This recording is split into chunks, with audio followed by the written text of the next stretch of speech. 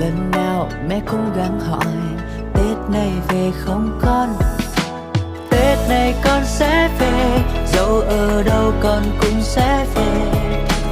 Về đêm hết chuyện kể mà nghe, đêm giao thừa vô bếp với mẹ.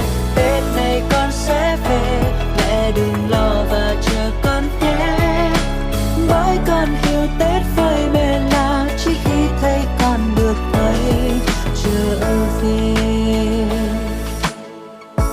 Năm nay hơn 25 mà lòng còn nhiều mộng mơ, vẫn lon ton nơi xa và bao khát khao đang chờ. Từ ngày đôi chân còn nhiều bơ ngỡ, giờ cũng bớt dại khờ.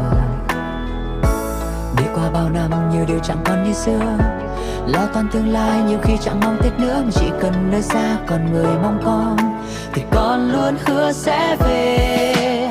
Tết này con sẽ về, dẫu ở đâu